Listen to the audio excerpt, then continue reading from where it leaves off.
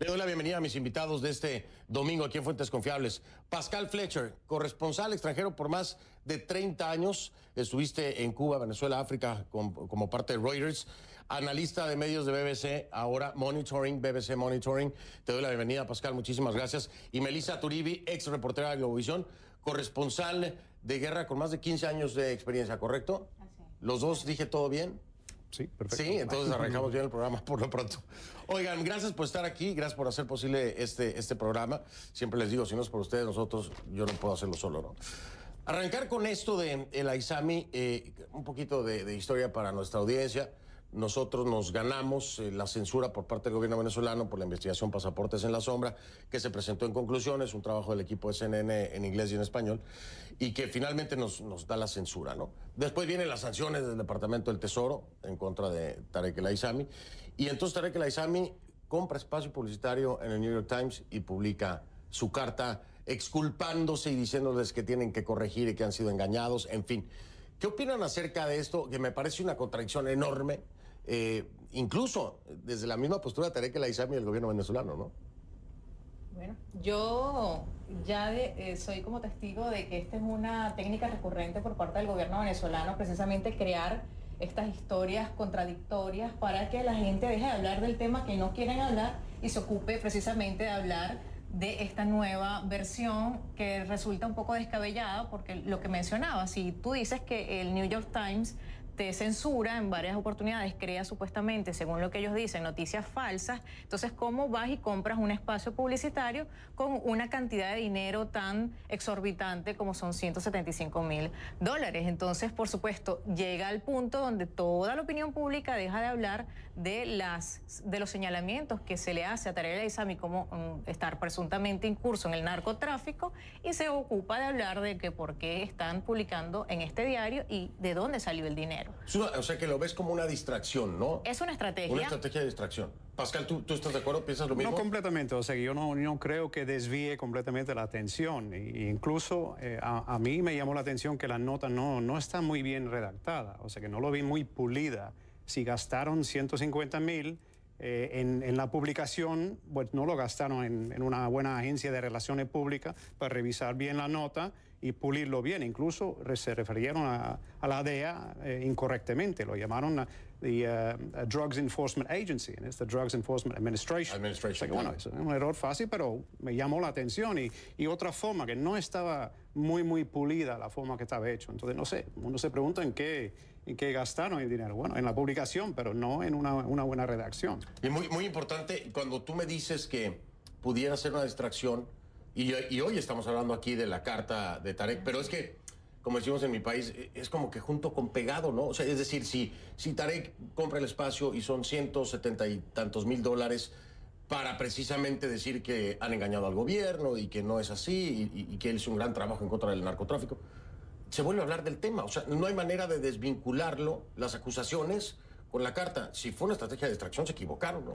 Claro, es como matizar un poco el tema. Obviamente las personas van a seguir hablando del tema del narcotráfico y, por supuesto, la vinculación de Tarek El Aizami, vicepresidente de Venezuela. Pero ya no es el tema central. ¿Qué es lo que se busca? Ganar tiempo, precisamente, porque hay una situación en Venezuela en este momento con las elecciones que no se ha ni siquiera hablado de una fecha. Entonces son muchísimos temas los que los dejan a ellos muy mal parados en la opinión pública internacional. Entonces, matizar un poco el tema en este momento es mucho más importante, y que obviamente la gente no va a dejar de hablar de los señalamientos, pues son señalamientos bastante importantes y son señalamientos que realmente son bastante graves, sobre todo si se está hablando de un vicepresidente de una república. Entonces es como matizar un poco el tema, y es una estrategia que se viene implementando desde que Hugo Chávez estaba en vida. O sea, no es nada nuevo crear estos matices, es que de repente salga, cuando mencionas lo de lo mal redactada que estaba la carta, eso también a veces es hasta adrede, para que la gente precisamente diga, bueno, pero esta gente, o sea, sí la escribió él, no la escribió, porque estos errores.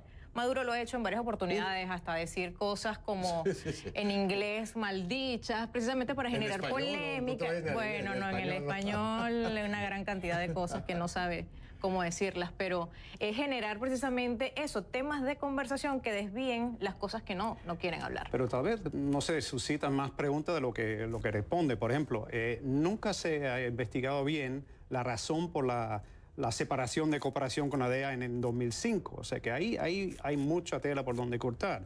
O sea que obviamente la respuesta obvia que, bueno, no quisieron romper con la DEA porque se estaba dando cuenta del involucramiento de altos oficiales de la Fuerza Armada y miembros del gobierno en el narcotráfico.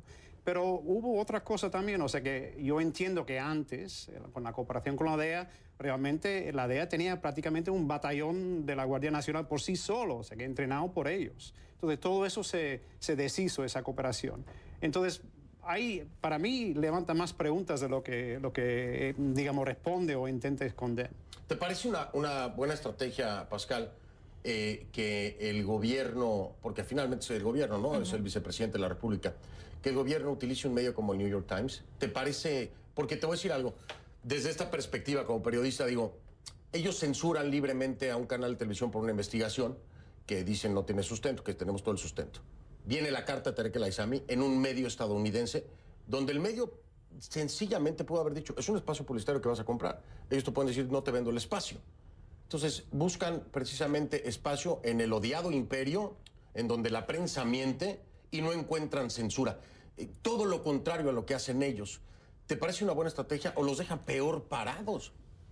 Entiendo que es una estrategia que tiene su efecto en el sentido de que, bueno, divulgación sí tuvo la nota. O sea que, claro, bueno, fue retuiteado por la Cancillería, por Delcy Rodríguez, por todos lados. O sea que yo pienso que sí llamaron atención al asunto. Ahora, me parece súper irónico que escogen un medio, después de despotricar durante, bueno, no semanas, meses, por no decir años, contra los medios, la campaña mediática imperialista, y después colocan en uno de los principales medios, digamos, del occidente, ese tipo de anuncio.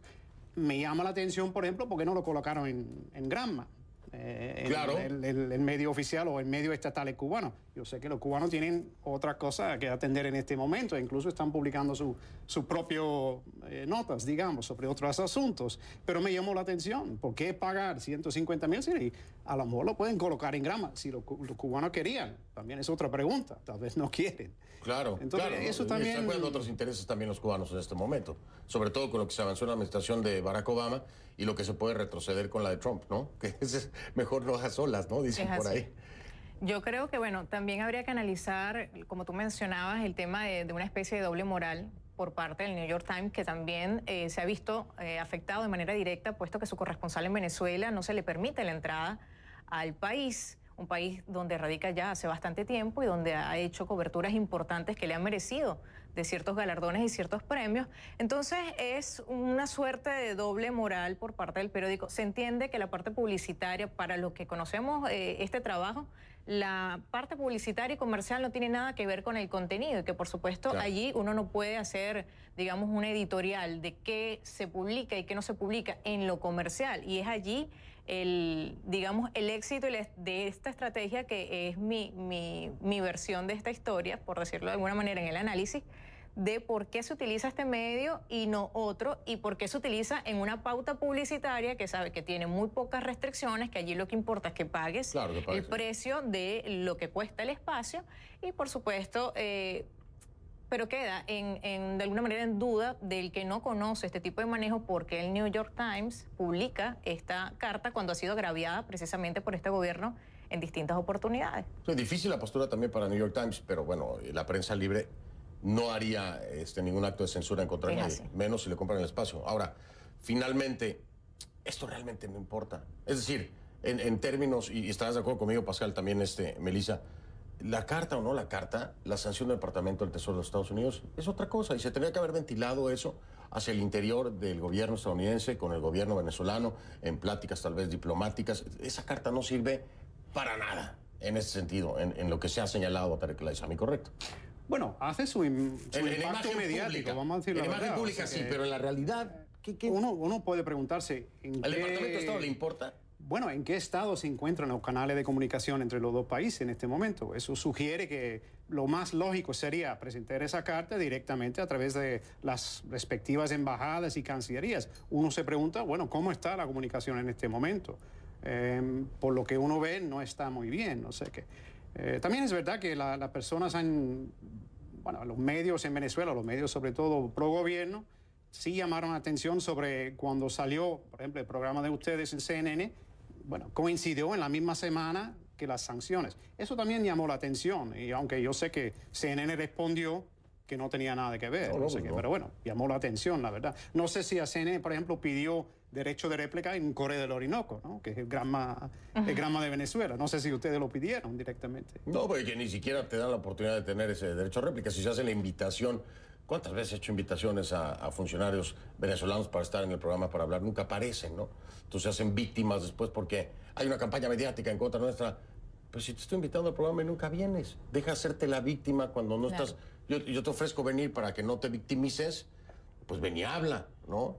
Es toda una estrategia, tú lo entiendes muy bien, Melissa, y lo han hecho durante De hecho, lo hacen con años. los mismos periodistas, los mismos canales del país, o sea, ¿qué puede esperar un canal internacional? O sea, nosotros como periodistas dentro del país no tenemos acceso a la fuente hace muchísimos años. Yo estuve cubriendo durante mucho tiempo la fuente de sucesos y a nosotros no se nos permite ni siquiera accesar a la morgue. O sea, nosotros tenemos que estar desde lejos y esperar que vengan los familiares a contarnos qué fue lo que pasó y cómo ocurrió, porque tú no puedes llegar a un funcionario público a lo que sería normal en cualquier país, pedir precisamente los datos correctos para nosotros poder hacer nuestro trabajo informativo. Eso no ocurre. Entonces, para un medio internacional es el doble de difícil de que esto ocurra y es precisamente una estrategia de no ofrecer comunicación para después es tu palabra contra la mía. Sí, victimizarte porque no nos dan el espacio, no sé si se los damos, lo que pasa es que no hablan y cada vez hay una cooptación mayor de la información que se le entrega a los venezolanos. Ahora, ¿el New York Times bien? ¿Para ustedes bien? ¿No hay problema? Digo, después de ya todo lo que sabemos que hay de trasfondo, ¿no? El corresponsal que no tiene acceso. O sea, hay una arremetida en contra del mismo New York Times. New York Times dice, bueno, te voy a vender el espacio. ¿Bien o no? Desde el punto de vista periodístico, ético, en fin. Es complicado. Ese análisis es complicado porque estás en la diatriba de que si se lo niegas por defender los derechos de tu medio como un medio informativo que ha sido agredido por ti, gobierno venezolano, de alguna manera le estás ratificando al no publicarle lo que él está diciendo. Entonces, claro, el imperio no quiere que se escuche nuestra verdad. Además, sobre todo en este momento, si el New York Times va a reclamar derecho de réplica dentro de Estados Unidos en la era Trump, vamos a decirlo así, donde se sabe que hay un poquito más de apretón a los medios, por lo menos crítica pública, si van a reclamar derecho de réplica, bueno, en este caso también se puede dar. Así que yo imagino que hubo una buena discusión dentro de la oficina de New York Times sobre este asunto. Imagino, claro, no es sé. una encrucijada bastante complicada. Ceder o no ceder, publicar, censurar, ¿cómo lo haces? ¿Caes en lo mismo? Esa junta editorial debe haber estado muy buena, ¿no? Debe haber sido interesante, como mínimo interesante. ¿Tú qué hubieras decidido, Melissa?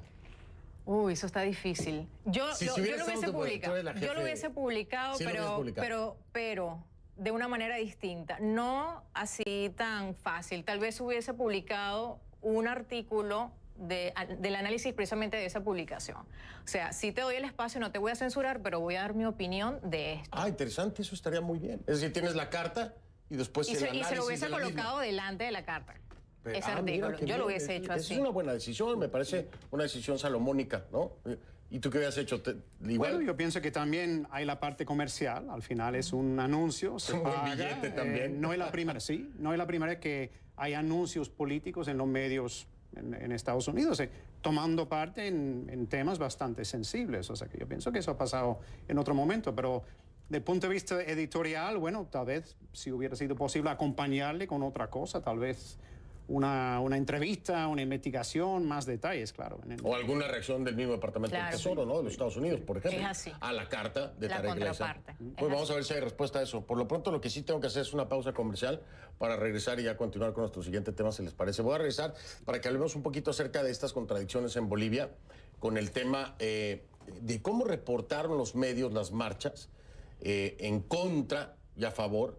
A nivel nacional había violencia, había violencia de parte y parte, enfrentados los que apoyan, que quieren que Evo Morales tenga derecho a una reelección y los que no.